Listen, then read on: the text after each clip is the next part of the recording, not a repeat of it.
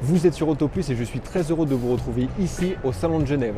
Alors oui, peu de constructeurs ont fait le déplacement ici, mais si vous n'avez pas prévu de vous y rendre, il y a quand même quelques modèles de voitures et de stands qui valent le détour. Restez sur cette vidéo, je vous emmène faire un tour du salon avec moi. Vous êtes prêts? C'est parti!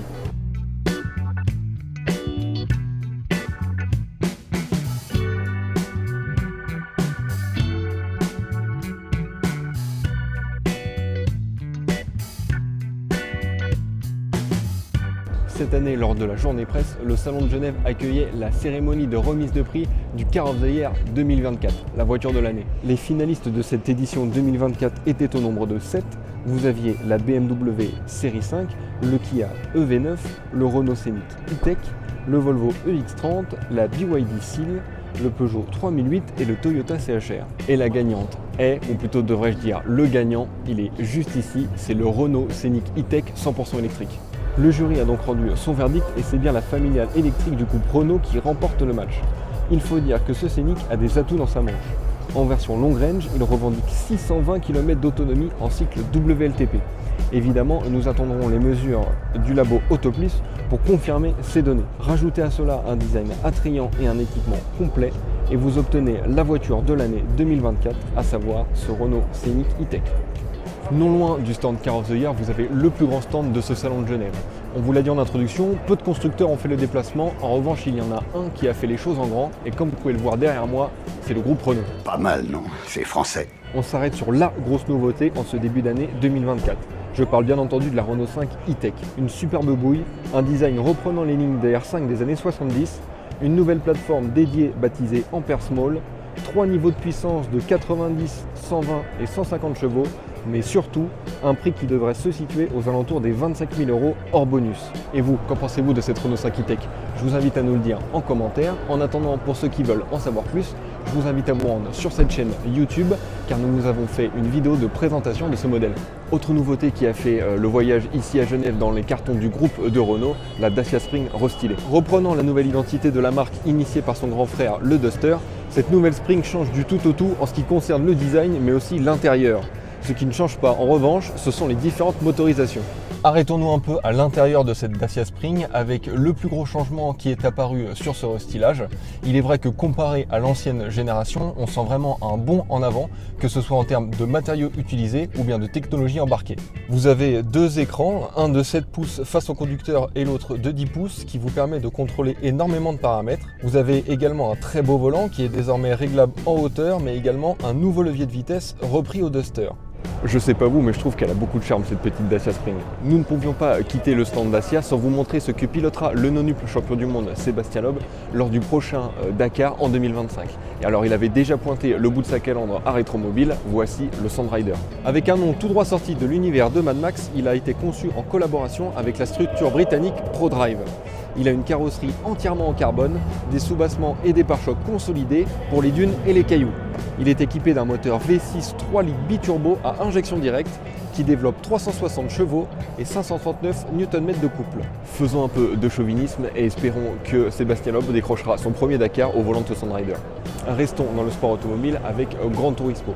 Ici sur le stand Next World Experience, vous avez des simulateurs avec le jeu Gran Turismo. Alors pour ceux qui font des salons automobiles, avoir des simulateurs ce n'est pas quelque chose d'exceptionnel, sauf que ici à Genève, vous avez le champion d'Europe de Gran Turismo, Giorgio Mangano. Et pour Autoplus, il a accepté de répondre à quelques questions.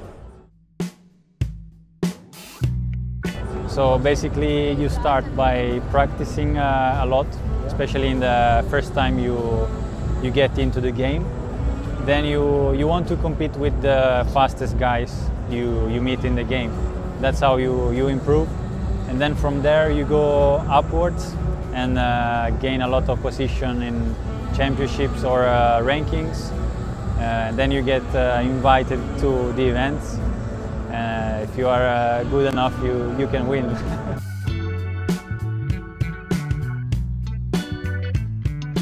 Yes, of course, that's my main goal for now.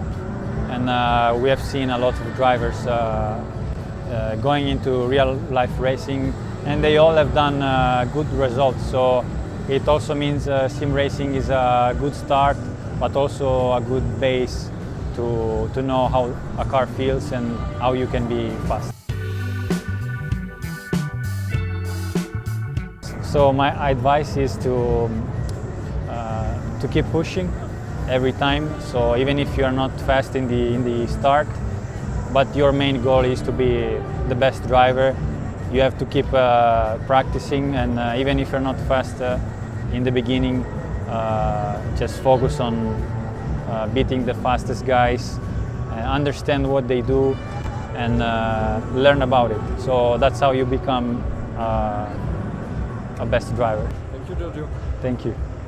Pour ceux présents au Salon de Genève, vous pouvez défier le temps de Giorgio Mangano sur Gran Turismo, et pour les 10 plus rapides, vous aurez droit à de très beaux cadeaux. Une des grosses nouveautés de ce Salon de Genève, c'est la présentation de la nouvelle petite citadine de MG, la MG3. Alors MG a mis les moyens ici au salon en amenant une bonne partie de sa gamme. Dans le monde des petites citadines, il faudra désormais composer avec elle une petite hybride qui devrait faire bouger l'ordre établi. Long de 4,11 m, elle est légèrement plus grande que ses concurrentes et gagne en habitabilité et en praticité. Elle a le plus grand coffre de sa catégorie avec 293 litres, de très bons équipements et un design plutôt sportif. Côté motorisation, on retrouve sous le capot un moteur hybride simple associé à un moteur thermique 1,5 litre de 102 chevaux et un moteur électrique de 136 chevaux. MG annonce une consommation de 4,4 litres au 100 km et nous attendrons les mesures du Labo Auto Plus pour connaître les valeurs réelles. Mais le plus important, c'est le prix de cette MG3. Si rien n'est officiel encore, on entend que cette MG3 pourrait se négocier aux alentours des 20 000 €. Alors à ce prix-là, elle vous intéresse cette petite MG ? Ici, au Salon de Genève, vous avez un immense espace dédié aux voitures qui ont marqué l'histoire de l'automobile. Et on commence avec sans doute la plus importante d'entre elles. Nous parlons bien sûr de la Ford Model T de 1908. Une voiture iconique de l'histoire de l'automobile, car elle a inauguré les méthodes de production à la chaîne dans cette industrie. Son style peu avenant et son 4 cylindres en ligne de 2,9 cm3, développant seulement 20 petits chevaux, n'ont pas eu raison de son succès.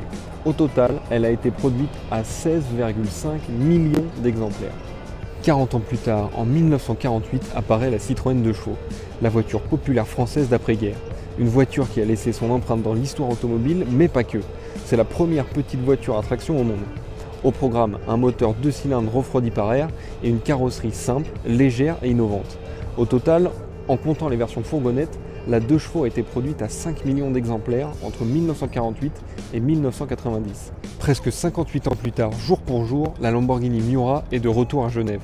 En effet, en mars 1966, le prototype de cette voiture a été présenté lors du Salon suisse. Première voiture de série à adopter un V12 en position centrale et transversale arrière, elle fut produite à seulement 765 exemplaires de 1966 à 1972. La BMW 3 litres CSL. Elle a été pensée et conçue par la division de compétition de BMW.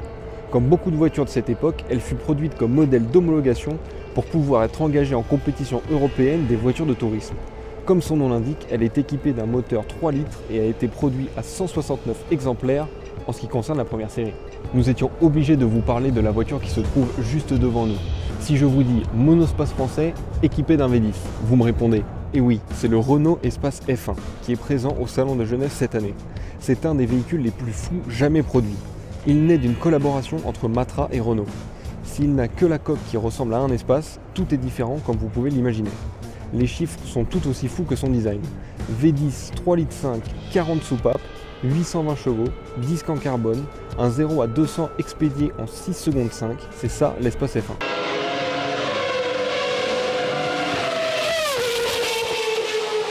Pour ceux qui viendront ici au Salon de Genève, vous pourrez admirer dans cette exposition quelques pépites de l'histoire automobile qui valent vraiment le détour.